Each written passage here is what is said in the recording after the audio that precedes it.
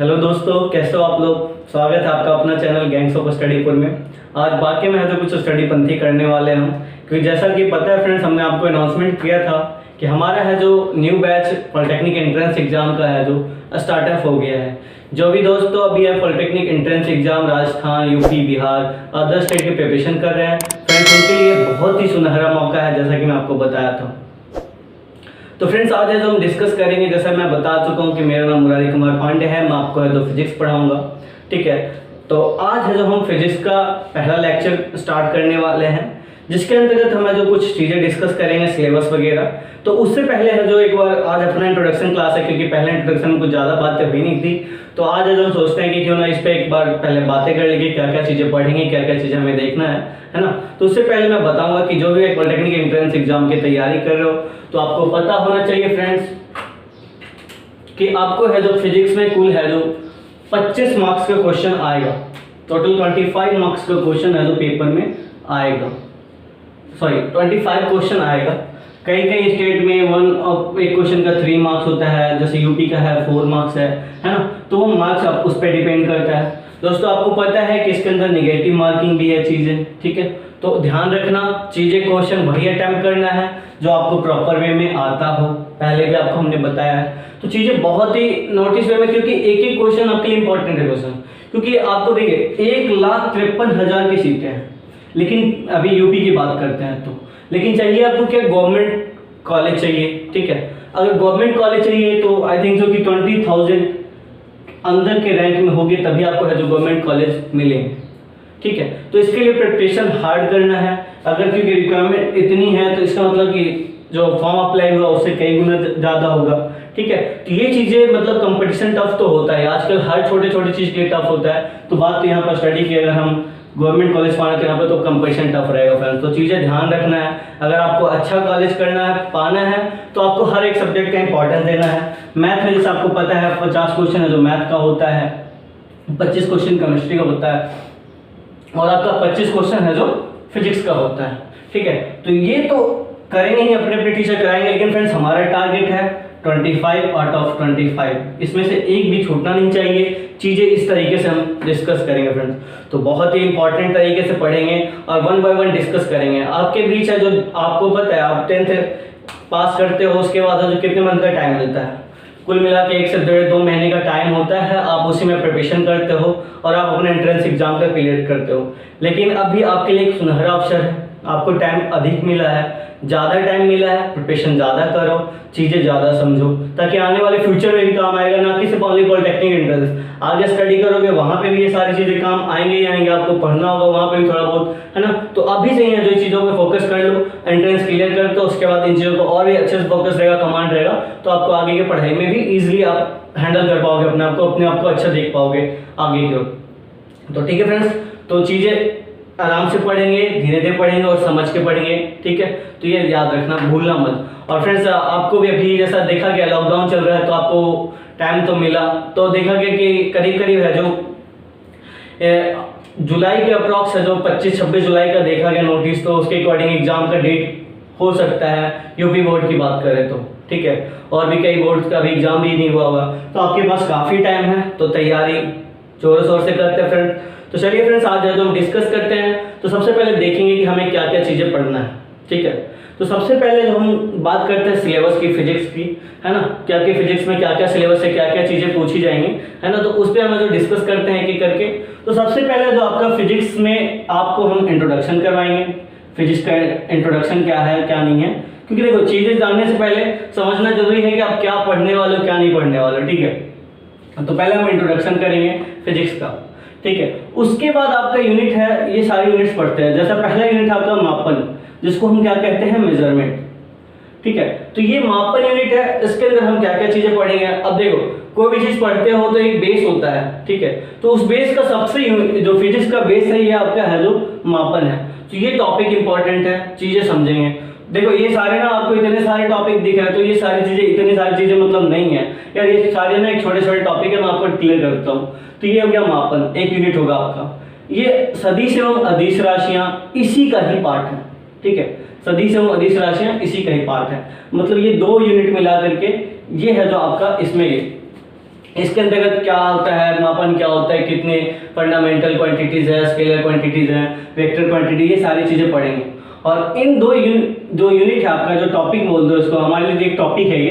तो ये जो टॉपिक है, इससे है जो अप्रोक्सीमेट आपको 1 से 2 क्वेश्चन है जो एग्जाम में पूछे जा सकते हैं, ठीक है, अप्रोक्सीमेट 1 to 2 मार्क्स।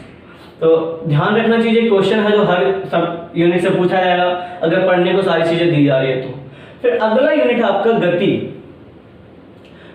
और गति का नियम, मोशन, इंग्लिश में बोलते हैं मोशन। मोशन क्या है, या मोशन में कितने टाइप्स होते हैं, क्या क्या चीज़ें होती हैं। फिर उस मोशन के लिए जो कुछ न्यूटन्स लॉ वगैरह दिए गए हैं ना, गति के नियम वगैरह हैं, तो उन सारे पढ़ेंगे। जैसा आपने पढ़ा भी होगा, v बराबर u plus A T, acceleration s बराबर u t plus half A T square. तो ये सब चीज़ें हैं जो आपकी गति के नियम में आते हैं। और इन 2 यूनिट से भी करीब करीब 1 से 2 क्वेश्चन, मतलब एक या क्वेश्चन 2 क्वेश्चन राउंड में आता है। तो चीज़ें ध्यान रखना है, हर एक टॉपिक से इंपॉर्टेंट चीज़ है, तो एक एक करके पढ़ेंगे। फिर अगला यूनिट आपका बल आघूर्ण, जिसको बोलते हैं टॉर्क। इसके अंतर्गत टॉर्क के साथ साथ हम पढ़ेंगे बल क्या है, बल का नियम, एक्शन, रिएक्शन, जो भी न्यूटन्स लॉ है, वो सारी चीजें हैं जो इस बल आघूर्ण चैप्टर के अंतर्गत आएगा, ठीक है। तो ये है जो आपका 5 चैप्टर, इससे है जो एक क्वेश्चन पूछे ही जाते हैं एग्जाम में। न्यूटन्स लॉ, एक्शन रिएक्शन हो गया, सेकंड लॉ हो गया, F=ma, है ना। तो ये है जो इसके अंतर्गत आता है। फिर अगला टॉपिक है आपका कार्य, ऊर्जा एवं शक्ति, work, energy and power. Work, energy and power क्या क्या चीजें हैं, ये एकदम बिल्कुल आपके आसपास जो चीजें होती हैं वही चीजें हम यहाँ पर पढ़ेंगे। तो आई थिंक सो काफी इंटरेस्टिंग है, ये पढ़ने में बहुत ही मजा आएगा, ठीक है। तो ये है जो आपका कार्य, ऊर्जा एवं शक्ति, इससे भी एक क्वेश्चन है जो एग्जाम में पूछे जा सकते हैं। फिर आपका है सरल लोलक, तरंग गति एवं ध्वनि, pendulum, sound wave and sound, ठीक है। तो ये सारी चीजें इसमें अंदर करीब करीब 2 से 3 क्वेश्चन है जो पूछे जाते हैं। ये भी बहुत इंपॉर्टेंट है, इसके अंदर साउंड क्या है, कितने सोनार वगैरह भी इसी के अंदर हम पढ़ेंगे, तो चीजें बहुत इंपॉर्टेंट है। फिर आपका है पदार्थ का अनुगति सिद्धांत, एटॉमिक मॉडल्स, है ना, वो सब चीजें है जो इसके अंदर पढ़ेंगे। पदार्थ में क्या क्या चीजें अणु होते हैं, क्या नहीं होते हैं, तो वो इसके अंदर पढ़ेंगे। फिर उसके बाद आपका हीट एंड टेम्परेचर, तापमीय एवं उष्मीय प्रसार, ठीक है, विशिष्ट ऊष्मा एवं गुप्त ऊष्मा, ऊष्मा का संचरण, ये सारे टॉपिक से मिला करके करीब करीब है जो आपको कितने क्वेश्चन पूछे जाएंगे, 2 से 3 क्वेश्चन है जो इसमें से पूछे जाएंगे एंड ऑन एवरेज। ये भी काफी इंपॉर्टेंट टॉपिक है। फिर बात करते हैं फ्रेंड्स, अब आता है आपका सबसे इंपॉर्टेंट टॉपिक, जो है आपका प्रकाश के प्राकृतिक एवं प्रवर्तन, लाइट।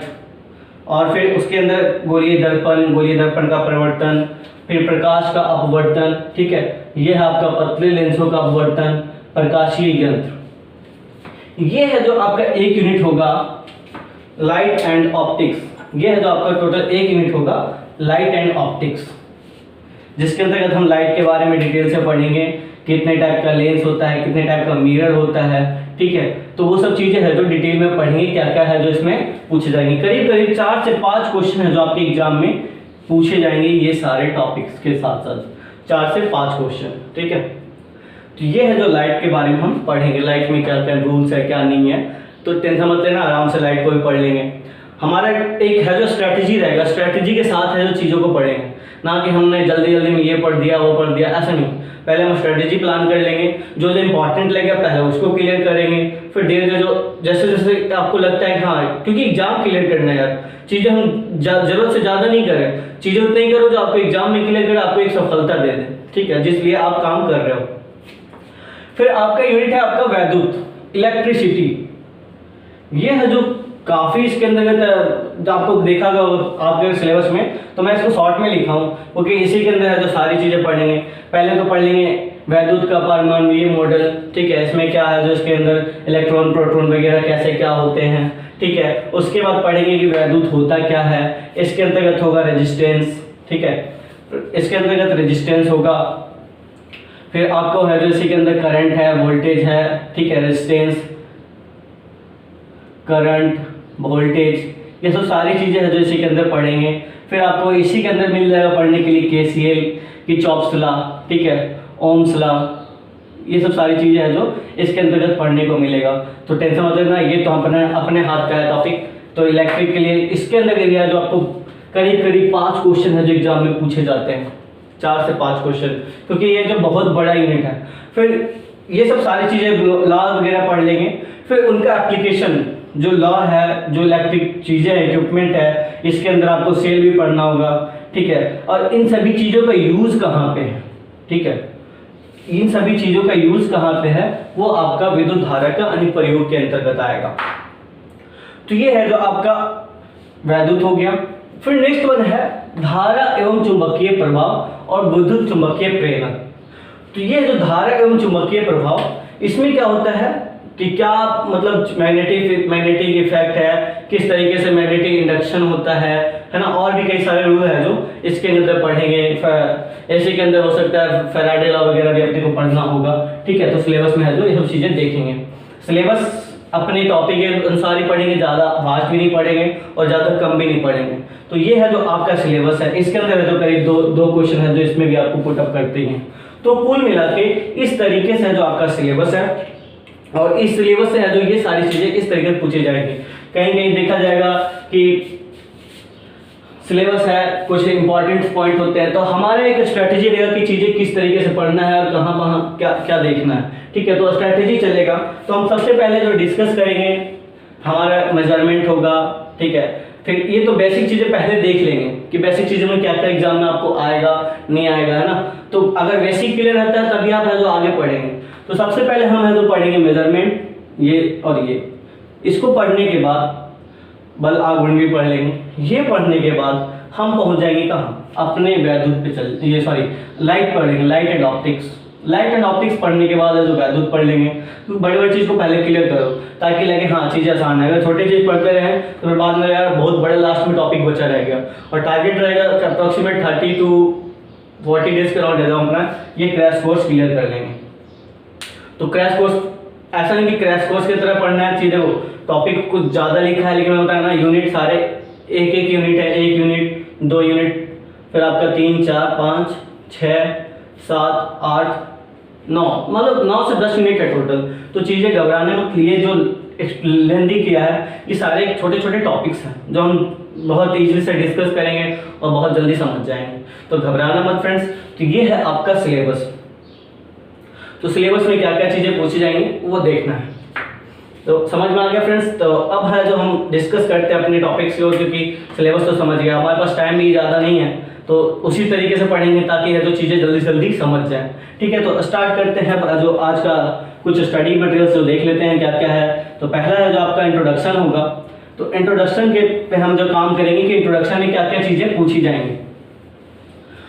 इंट्रोडक्शन में जैसे अब होता है कि जरूरी है कि कुछ चीज़ें आपकी ज़रूरत से मतलब आपके एग्जाम में पूछे ही जाना है, ऐसा हो नहीं सकता है अगर हर चीज़ एग्जाम में पूछे जाए। लेकिन ऐसा होता है ना कि जो चीज़ नहीं पूछे जाती लेकिन उसके बिना हम एग्जाम में कुछ काम भी नहीं कर पाते हैं, ठीक है। कई लोग आपको नॉर्मल कहीं पे बैठे हो कुछ कर रहे हो और आपसे पूछ देता है, जैसे कि कोई इंजीनियरिंग कर रहा है, बोलता है इंजीनियरिंग क्या है। तो ये सब चीज़ें है जो क्वेश्चन छोटे मोटे भी क्वेश्चन कहीं कहीं पूछ जाते हैं, तो उनको भी जवाब देने के लिए चीज़ें जो समझना जरूरी है, ठीक है फ्रेंड्स। तो दोस्तों हम बात करने वाले हैं आज जो फिजिक्स का इंट्रोडक्शन। तो इंट्रोडक्शन में क्या क्या चीज़ें पढ़ेंगे, साइंस है क्या है नहीं है। तो पहले जो हम इंट्रोडक्शन की बात करते हैं।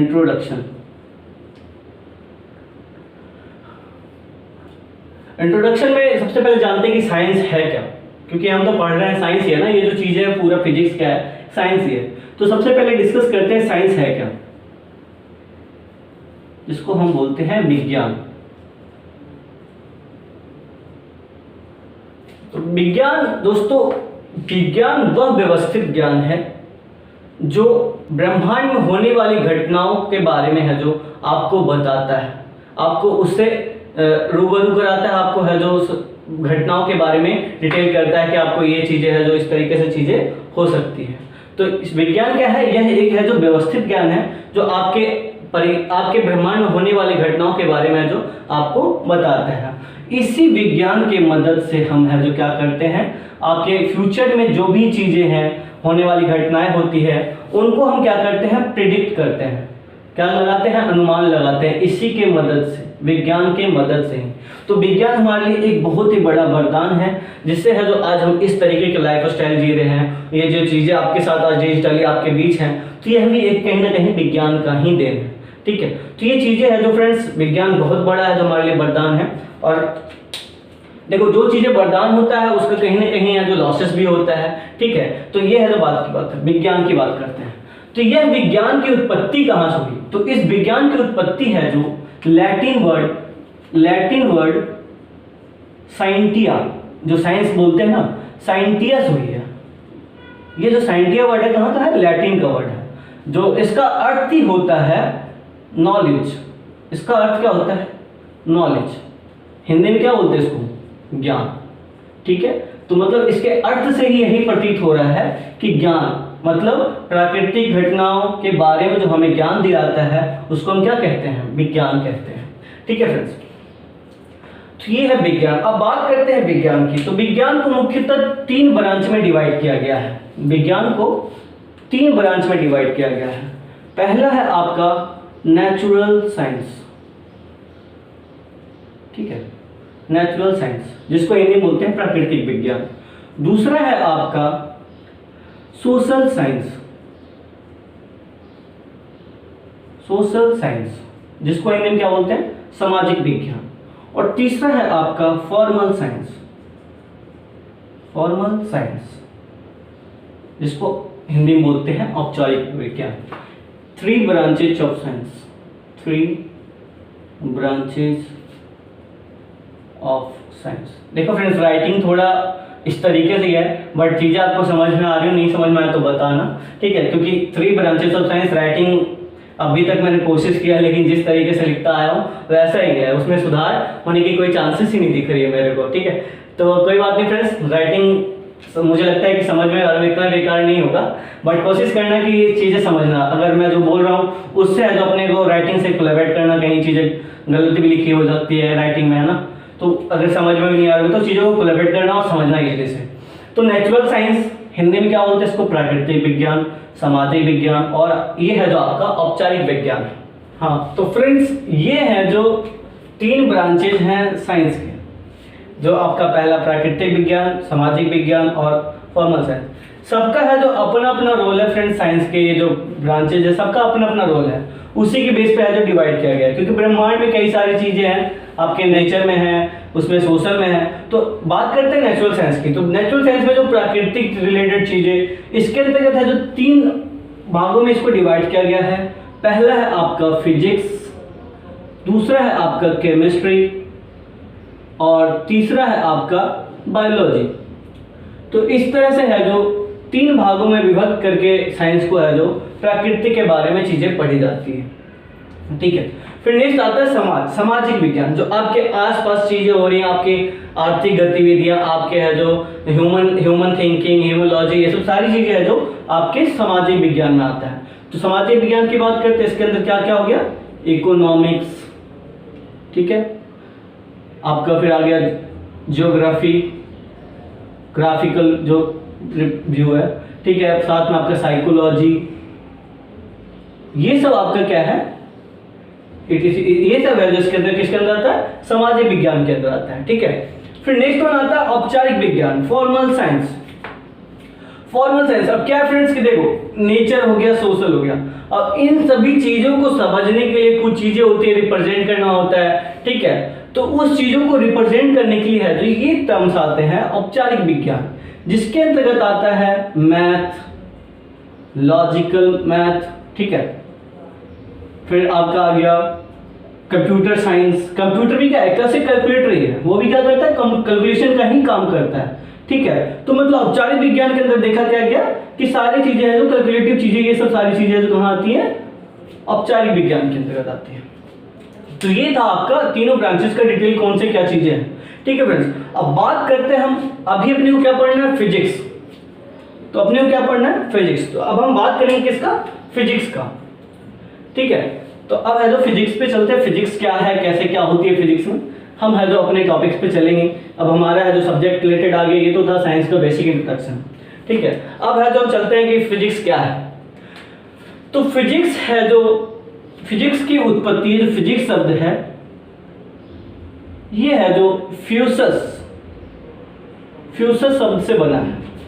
और यह फ्यूचर शब्द है जो जैसे कि साइंस आपका साइंटिया लैटिन शब्द से बना था, उसी तरीके से फिजिक्स है जो फ्यूचर शब्द से बना है, जो कहाँ का है, ग्रीक का वर्ड, ग्रीक वर्ड है फ्यूचर्स, ठीक है, जिसका अर्थ होता है नेचर, ठीक है। और नेचर का हिंदी क्या होता है, प्रकृति। समझना चीजों को, है ना, डिटेल में समझेंगे, धीरे धीरे समझेंगे, आराम से समझेंगे। इसको फिजिक्स कहते हैं। इसका हिंदी नाम होता है भौतिकी, ठीक है, इसका हिंदी नाम क्या है, भौतिकी। तो जिस तरीके से फिजिक्स है जो फ्यूचर से आया है, उसी तरीके से फिजिक्स है जो संस्कृत वर्ड है, ये क्या है, एक संस्कृत वर्ड है, संस्कृत शब्द है, जिसका अर्थ होता है प्रकृति, ठीक है। तो दोनों का मतलब सेम अर्थ होता है, इसलिए हम फिजिक्स को क्या कहते हैं, भौतिकी कहते हैं। तो ये था फिजिक्स का उत्पत्ति क्या है, लेकिन अभी तक क्लियर हो गया फिजिक्स है क्या। तो चीजें देखना, जिस तरीके से विज्ञान में ज्ञान की बातें थी, उसी तरह से प्रकृति, जिस विज्ञान के थ्रू प्रकृति के बारे में अध्ययन किया जाता है, ठीक है, उसको भौतिकी कहते हैं। शॉर्ट में बोले तो जिस विज्ञान के थ्रू प्रकृति के बारे में अध्ययन किया जाता है उसको भौतिकी कहते हैं, लेकिन ये एग्जैक्ट डेफिनेशन नहीं कह सकते हैं। तो फिर चलते देखते हैं एक बार क्या है। तो यह है जो बात करते हैं डेफिनेशन की। तो डेफिनेशन क्या होगा, भौतिक विज्ञान, भौतिक विज्ञान है जो प्राकृतिक विज्ञान का वह शाखा है जिसके अंतर्गत पदार्थ, द्रव्य, उसकी ऊर्जा, उसके आंतरिक क्रिया के बारे में अध्ययन किया जाता है, उसको क्या कहते हैं, भौतिक विज्ञान कहते हैं। आंतरिक क्रिया, हाँ यहाँ पे चीजें जो ऊर्जा वगैरह तो समझ में आएगा। अब आंतरिक क्रिया, जैसे कोई आपका पदार्थ है, ठीक है, मान लो कोई पदार्थ है, उसके आंतरिक क्रिया, आंतरिक क्रिया क्या होता है, मतलब इंटरनल रिएक्शन। तो आपके दिमाग में ये भी आ रहा होगा, इंटरनल रिएक्शन मतलब हो गया CH3 CH+, वो सब चीजें आ गई, ठीक है। तो ये चीजें नहीं, ये आंतरिक क्रिया नहीं, यह आंतरिक रासायनिक क्रिया हो गया। तो इस चीजों को छोड़ करके जो आंतरिक क्रिया होते हैं, इसके अलावा भी इसके अंदर आंतरिक क्रियाएं होती हैं। तो वो कौन सी आंतरिक क्रियाएं, जैसे हमने इस पे किसी तरीके का फोर्स लगाया, या मान लो एयर का फ्रिक्शन हो रहा है, ठीक है, या फिर किसी तरह का ऊपर से दबाव लग रहा है, उस दबाव के कारण इसके अंदर ब्रेक आता है, तो इंटरनल चेंजेस हो रही है, ठीक है, आंतरिक क्रियाएं हो रही है। तो ठीक है, जो आंतरिक क्रियाओं के बारे में हम अध्ययन कर रहे हैं वो क्या है, आपका भौतिकी है। समझ में आ गया। तो ये था आपका भौतिकी। अब बात करते हैं भौतिकी के पिता। बहुत इंपॉर्टेंट आएगी, आपके कई जगह पर पूछे जाते हैं, है ना, कि फिजिक्स के फादर कौन है, फादर ऑफ फिजिक्स, ठीक है। तो चलता हमारा टॉपिक है यहाँ पे, father of physics. Of physics कौन है? तो फादर ऑफ फिजिक्स की बात करें तो आपको जहां तक पता होगा कि जो है, क्या नाम है उनका, आइजक न्यूटन। आइजक न्यूटन है जो फादर ऑफ फिजिक्स का, आपको भी बताया अभी तक। लेकिन फ्रेंड्स देखो, बात यहाँ पे क्या है, सिर्फ आइजक न्यूटन ही है जो फादर फिजिक्स नहीं है। यहाँ पे है जो कुल 3 साइंटिस्ट को है जो फादर ऑफ फिजिक्स कहा गया है। जैसे कि सबसे जो प्राचीन भौतिकी है, भौतिक विज्ञान है, उसके बारे में जो गैलीलियो गैलीली, ठीक है, वो भी एक साइंटिस्ट है, इनके नाम भी सुना होगा आपने, गैलीली, ठीक है। तो इनको भी है जो फादर ऑफ फिजिक्स कहा जाता है। उसके बाद आते हैं हमारे अल्बर्ट आइंस्टीन। इन्होंने भी है जो हमारे भौतिक विज्ञान में अपना बहुत ही अहम भूमिका निभाया, और कई सारे है जो रिसर्च वगैरह हुआ इनके थ्रू, है ना, कई सारे आज है जिनके सिद्धांत हैं। तो ठीक है, इन्हें भी है जो क्या कहते हैं, हम फादर ऑफ फिजिक्स कहते हैं। तो ये हैं जो 3 हैं, ये हैं आपके फादर ऑफ फिजिक्स। अगर कोई पूछे डिटेल में, पहले अगर पूछे तो आपको क्या बताना है, आइजक न्यूटन। लेकिन अगर बंदा ज्यादा नॉलेज वाला, ज्यादा चीजें जानना चाह रहा हो, तो फिर उसको डिटेल करना कि 3 है जो फादर ऑफ फिजिक्स। किसी एक को ये उपाधि नहीं दी गई है, कुल 3 व्यक्ति को ये उपाधि दी गई है, ठीक है। तो ये था फादर ऑफ फिजिक्स का बात करते हैं। तो आइजक न्यूटन के आप मॉडर्न फिजिक्स में आपको बहुत सारे रूल्स वगैरह पढ़ना है, आपके जो स्टार्ट हो जाते हैं, आपके जो फिर फोर्स हो गया, उसके लॉज हो गए, ये सब सारे हैं जो ये इनके पढ़ने हैं। फिर अल्बर्ट आइंस्टीन का नियम पढ़ना है, गैलीलियो को थोड़ा बहुत चीज़ें आपको देखना होगा, और आपके 9th क्लास में भी ये चीज़ें पढ़ने को देखने को मिला होगा, गैलीलियो का नियम। तो ठीक है, तो ये है फादर ऑफ फिजिक्स। अब चलते हैं अपने इंपॉर्टेंट टर्म्स जो फिजिक्स में अब हम डिस्कस करने वाले हैं। हम अपना यूनिट स्टार्ट करते हैं। तो पहला यूनिट अब हम स्टार्ट करने वाले हैं यहाँ से। ये तो था आपका बेसिक इंट्रोडक्शन फिजिक्स वगैरह का, ठीक है। अब है तो हम यहाँ पे यूनिट स्टार्ट करने वाले हैं फर्स्ट, ठीक है, यूनिट 1, जिसको हम मेजरमेंट ठीक है, मापन, हिंदी में क्या बोलेंगे, मापन। तो पहला यूनिट हम अब यहाँ से स्टार्ट करने वाले हैं। तो फिजिक्स के अंतर्गत क्या होता है, जो फिजिक्स में चीज़ें समझने के लिए है, उनके नियम वगैरह समझने के लिए है, जो कुछ टर्म्स वगैरह है जो बताई गई हैं, ठीक है, कुछ टर्म्स वगैरह को बताए गए हैं। तो सबसे पहला टर्म्स आता है आपका राशि, समझना, इन टर्म्स को समझना, ये टर्म्स है जो आपके लिए बहुत आगे यूजफुल होता है, तो इसलिए मैं सोचा पहले इसको डिस्कस कर दूं। तो राशि को इंग्लिश में क्या बोलते हैं, क्वांटिटी। क्वांटिटी किसी भी चीजों को न्यूमेरिक वैल्यू में, किसी भी टर्म्स को न्यूमेरिक वैल्यू में रिप्रेजेंट करते हैं तो उसको क्या कहते हैं, हम राशि कहते हैं। किसी भी टर्म्स को न्यूमेरिक वैल्यू में रिप्रेजेंट करते हैं उसको क्या कहेंगे, हम राशि कहेंगे। नेक्स्ट उसके बाद आता है भौतिक राशि।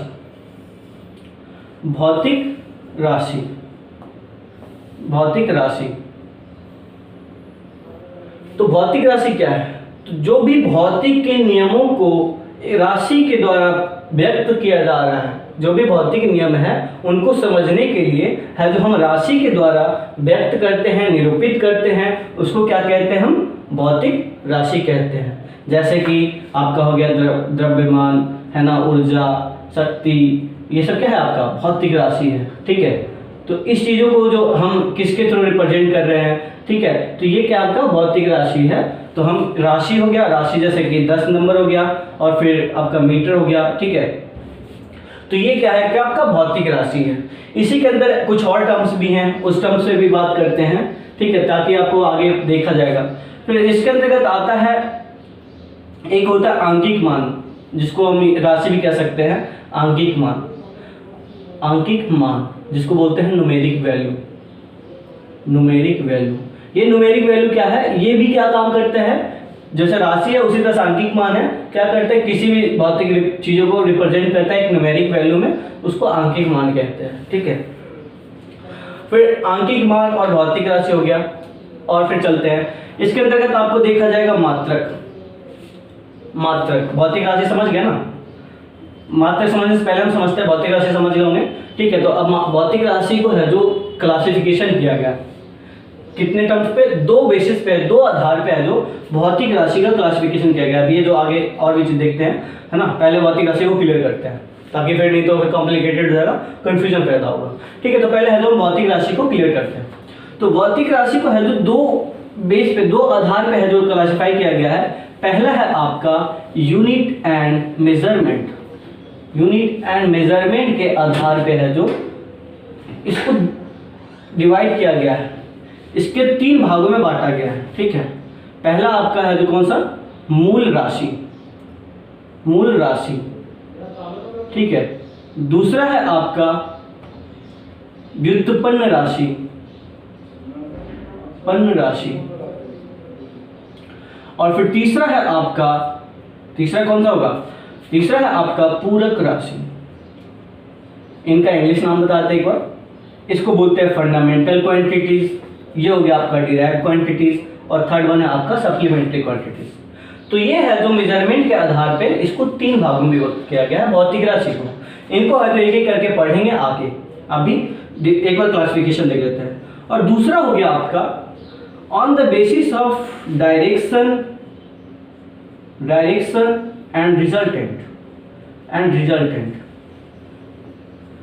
दिशा और परिमाण के आधार पे है जो इसे 2 भागों में डिवाइड किया गया है, सदिश राशि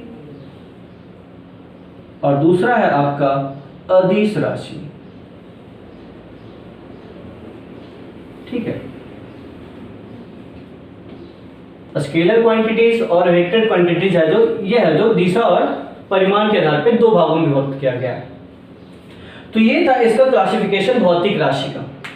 अब है जो डिस्कस करते हैं, यहाँ पे एक टर्म्स आया यूनिट, जैसा कि आपको आंकिक मान बताया था। तो आंकिक मान क्या है और यूनिट क्या है, एक बार ये देखते हैं इससे का क्या रिलेशन है। तो राशि और भौतिक राशि समझना, उसी तरह से बात करते हैं अब यूनिट। यूनिट क्या है, यूनिट को हिंदी में क्या कहते हैं हम, मात्रक। वो वाला यूनिट नहीं, चैप्टर 1 चैप्टर 2 यूनिट नहीं, ये है आपका यहाँ पे मात्रक वाला यूनिट, ठीक है। तो मात्रक क्या है, मात्रक है जो भौतिक राशियों के मापन के मानक को क्या कहते हैं, मात्रक कहते हैं। मतलब जो भी है जो भौतिक, सॉरी डेफिनेशन तो लिख लेना, ये तो टाइम लग जाएगा काफी। तो भौतिक राशियों के मापन के मानक को मात्रक, मतलब जो भी राशि भौतिक राशि को मेजरमेंट करता है, मापन करता है, उसको क्या कहते हैं? मात्रक कहते हैं। इसका है जो आंकिक मान, इसके अंदर एक टर्म्स आता है आंकिक मान।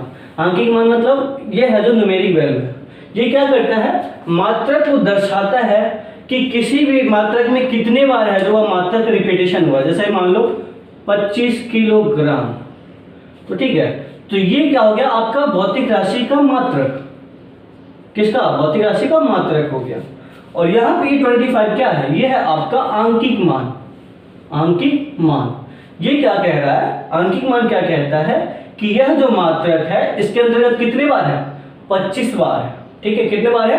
25 बार है, तब जाके है जो ये 25 केजी बना है। तो ये था मात्रक और आंकिक मान का रिलेशन, तो हमने डिस्कस किया। अब चलते हैं भौतिक राशि का पहला क्लासिफिकेशन पार्ट, जिसको बोलते हैं मूल राशि। ठीक है, हमने क्या भौतिक राशि डिस्कस किया। भौतिक राशि को जो 3 भागों में विभक्त किया था।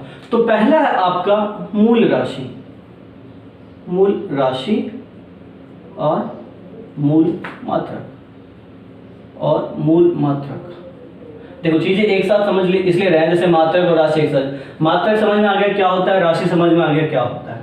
ठीक है, तो जिस तरीके से भौतिक राशि को 3 भागों में विभक्त किया गया है, ठीक है, on the basis of direction, उसी तरीके से मात्रक को भी है जो 3 भागों में विभक्त किया गया। पहला है जो कौन सा? मूल मात्रक हो जाएगा, दूसरा है जो व्युत्पन्न मात्रक, तीसरा है जो आपका पूरक मात्रक। जिस तरीके से मूल राशि, व्युत्पन्न राशि और पूरक राशि। तो इसलिए चीजें है जो फिर इस राशि को समझाऊंगा, फिर आपको यही चीज समझाऊंगा, तो क्या होगा? चीजें अजीब सा लगेगा और लगेगा कि यार चीजें रिपीटेशन हो रही है। तो उससे अच्छा जो हम क्या करेंगे, एक साथ है इसको समझते चलेंगे, एक साथ चीजों को समझेंगे। तो मूल राशि, मूल राशि भौतिक राशि का वह राशि होता है जो किसी पे भी निर्भर नहीं होता है। इसकी उत्पत्ति स्वयं हुई है। यह है जो भी मेजरमेंट संस्था वगैरह है उनके द्वारा इस राशि को उत्पत्ति किया गया। इस पे जो किसी तरह का ये किसी पे निर्भर नहीं करता है। ठीक है, यह मूल राशि कुल है जो 7 राशि होती है। कुल कितने होते हैं? 7 होते हैं। और अंतर्राष्ट्रीय स्तर पे है जो यह 3 होते हैं। अंतर्राष्ट्रीय स्तर पे 3 होते हैं। और वैसे देखा जाए तो कितने टोटल? 7। तो अब है जो उसी तरह से मात्रक भी होंगे इसके, मूल मात्रक 3 अंतर्राष्ट्रीय स्तर पे और बाकी है जो 7। तो अंतर्राष्ट्रीय और बाकी जो मैं क्या कहना चाह रहा हूँ अब देखते हैं एक बार इस चीज को। ठीक है, तो देखते हैं कि मूल राशि कौन कौन सा है, क्या है, किस तरीके से क्या चीजें हैं। ठीक है, हाँ, तो दोस्तों ये है जो टोटल 7 मूल मात्रक। अब देखते हैं वो कौन कौन से मात्रक है और क्या है, किस तरीके से क्या है। क्योंकि ये है जो आपके सबसे बेस है, जो कहते हैं ना फिजिक्स का सबसे बड़ा बेस है ये। इस बेस को अगर आप क्लियर करते हो, समझते हो, तो आपको ये हर जगह काम आएगा। ठीक है, क्योंकि जैसे 25 kg है तो आपको देखा होगा। और ये मात्रक वगैरह किस लिए यूज करते हैं इसका इंपॉर्टेंस तो पता ही होगा। अगर हम मान लो मात्रक है, दिखाते हैं किस तरीके से कितने मात्रक है, क्या है। ठीक है, तो पहले जो सीरियल नंबर वाइज हम कर लेते हैं। ठीक है, राशियां हो गई यहाँ पे। कौन राशियां? मूल राशियां। ठीक है, समझ लेना। उसी तरह से फिर मात्रक और सिंबल, जिसको चिन्ह बोलते हैं, चिन्ह। हाँ, अब यहाँ पे देखो टर्म्स क्या है? राशियां। राशियां समझ में आई वो बता दिया, आपको समझा दिया। मात्रक समझा दिया। लेकिन सिंबल एक न्यू टर्म्स आया, पता होगा लेकिन नहीं पता तो फिर भी हम चलो बात करते हैं इस पे, क्या है नहीं है ना। चीजें छूटनी नहीं चाहिए भाई, कोई सा भी छोटा मोटा टर्म्स भी हो, छूटना नहीं चाहिए। हाँ, तो बात करते हैं सिंबल क्या है। अब जैसे देख लो, राशि है, मात्रक है। मात्रक मान लो मीटर होता है, किलोग्राम होता है। ठीक है, अगर किसी भी तरह का रिप्रेजेंट करना है, मान लो कि द्रव्यमान हो गया 20 किलोग्राम। ठीक है, तो इतना बड़ा चीज है जो हम हर जगह नहीं लिख सकते हैं। इतना बड़ा चीज है जो अपने, क्योंकि इसका तो कहीं ना कहीं हर जगह पे यूज आएगा ही आएगा। तो अगर हम किसी तरह का फिजिकल सॉल्यूशन करते हैं, रिप्रेजेंट करते हैं, तो इतना चीजें हम लिखेंगे तो पता चलेगा कि हम सिर्फ मात्रक की मात्रक लिखते रह गए, फिर आगे काम नहीं होगा। तो इसी चीजों को सॉर्ट करने के लिए है जो चिन्ह लाया गया। ठीक है, और उसको सॉर्ट करके क्या लिखा गया? 20 kg।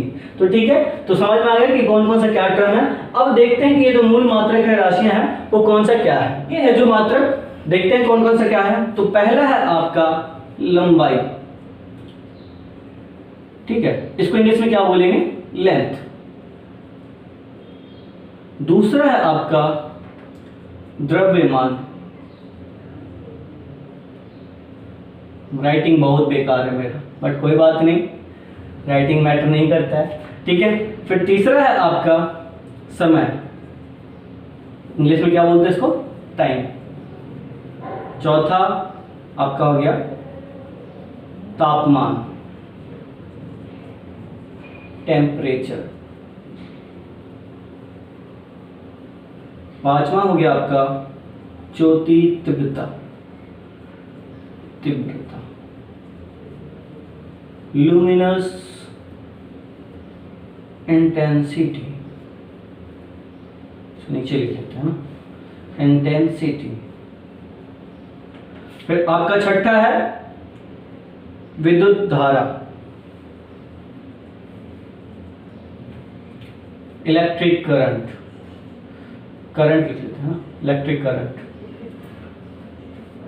फिर सातवां आपका पदार्थ का परिमाण, पदार्थ का परिमाण, रिजल्टेंट ऑफ सब्सटेंसेस, ठीक है। इसका मात्रक, तो मात्रक है इसका, लंबाई का मात्रक है मीटर, द्रव्यमान का मात्रक हो गया किलोग्राम, समय का मात्रक है सेकेंड, टेम्परेचर का मात्रक है केल्विन, और फिर ल्यूमिनस इंटेंसिटी कैंडेला, ठीक है। नेक्स्ट वन आपका करंट, करंट को एम्पियर, और लास्ट है आपका इसका है जो मोल, पदार्थ का परिमाण।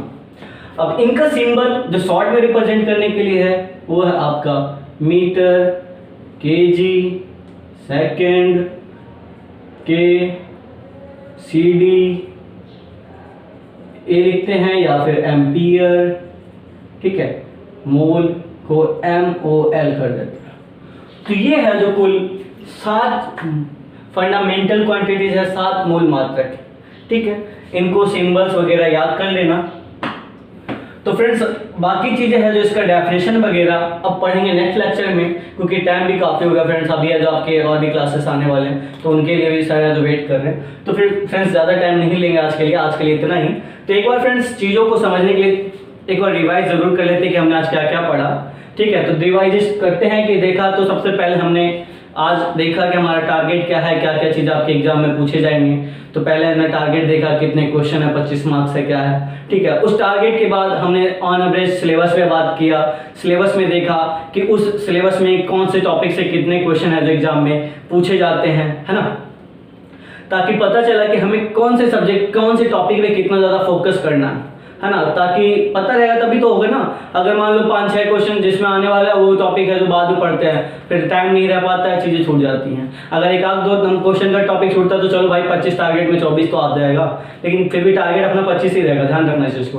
तो इसलिए हमने क्या किया, ऑन एवरेज सिलेबस पर डिस्कस किया, ठीक है। उसके बाद हमने क्या किया, साइंस का इंट्रोडक्शन लिया, साइंस क्या होता है, किस तरह से इसकी उत्पत्ति हुई, इसके फादर्स कौन है ना। तो उसके बाद फिर फिजिक्स पे किए बात, फिजिक्स पे उसके कुछ टर्म्स थे, राशि, भौतिक राशि। फिर भौतिक राशि को क्लासिफिकेशन किया गया 2 टर्म्स पे, 2 बेसिस पे, जो है ना, डायरेक्शन और फिर दूसरा यूनिट एंड मेजरमेंट। तो इस तरीके से उसके क्लासिफिकेशन के बारे में पढ़े। फिर हमने क्या पढ़ा, फिर उस है जो फिजिकल क्वांटिटीज का 1 बाय 1 फंडामेंटल क्वांटिटीज के बारे में पढ़े कि क्या होती है फंडामेंटल क्वांटिटीज, उसके अंदर कितने है फंडामेंटल क्वांटिटीज, ठीक है। तो ये सारी चीजें हैं जो हमने आज टोटल डिस्कस किया, ठीक है। तो ये देखना फ्रेंड्स कि ध्यान रखना। अब इस तरीके से मैंने समराइज किया तो लगा ना कि ज्यादा कुछ हमने नहीं पढ़ा, लेकिन हाँ, समराइज करने से क्या होता है, टॉपिक अगर दिमाग में है तो आंसर भी तभी आएगा, टॉपिक है तो आंसर तभी आएगा, ठीक है। तो टॉपिक को भी एक बार जब भी पढ़ो तो लास्ट में चीज़ों को समराइज करना सीखो, ताकि जो चीज़ें एक बार माइंड में पूरे तरीके से घूमे। बातें याद रहती है लेकिन टॉपिक से मेन पॉइंट तो याद ही नहीं होता है, तो मेन पॉइंट को हमें याद करना है ताकि बातें फिर अपने आप दिमाग से निकल के आ जाएगी, ठीक है फ्रेंड्स। तो ये था आज का टॉपिक, बाकी फिर मिलते हैं नेक्स्ट लेक्चर में इसके डेफिनेशन के साथ और बाकी इसके आगे की चीज़ें पढ़ेंगे। तो फ्रेंड्स उम्मीद है कि आपको चीज़ें आज समझ में आओगे और मज़ा भी आएगा पढ़ने में, काफ़ी इंटरेस्टिंग था। ठीक है आज का, और फिर मिलेंगे अगले क्लास में फ्रेंड्स। और फ्रेंड्स हाँ एक बात और, अगर इसमें किसी तरह का भी आपको कोई प्रॉब्लम लगता हो तो आप है जो अपने हमारे कमेंट सेक्शन में कमेंट करना, ताकि हम उस प्रॉब्लम का सॉल्यूशन दें। और फ्रेंड्स अगर आपको इसके अलावा कुछ और एडवांस में चीज़ें सीखनी हो या इसके अंदर कुछ कमी रह रहा हो तो भी उसके कमेंट में मेंशन करना, ताकि हम आपको प्रोवाइड कर सके या उस पर काम कर सके। और फ्रेंड्स अपने दोस्तों के बीच है जो शेयर जरूर करना, वीडियो पसंद आया तो लाइक भी करना। और शेयर मैं इसलिए करने को कह रहा हूँ फ्रेंड्स, ताकि जो चीज़ें आप पढ़ रहे हो आपके भी कोई दूसरे भाई बंधु हैं जो तैयारी कर रहे होंगे डिप्लोमा एंट्रेंस के लिए, है ना, पॉलिटेक्निक एंट्रेंस के लिए, तो उन वो है जो इस चीज़ से छूट ना जाए। क्योंकि देखो बहुत कम बैचेज है जो आपको देखने को मिलेगा ऑनलाइन क्लासेस में, और इस तरीके से पढ़ाई है जो आपको समझना और जानना ज़्यादा जरूरी है। तो इसलिए फ्रेंड्स दोस्तों के बीच में शेयर करना। ठीक है फ्रेंड्स, तो अपना ध्यान रखना और मिलते हैं अगले क्लास में। Bye bye, take care, thank you.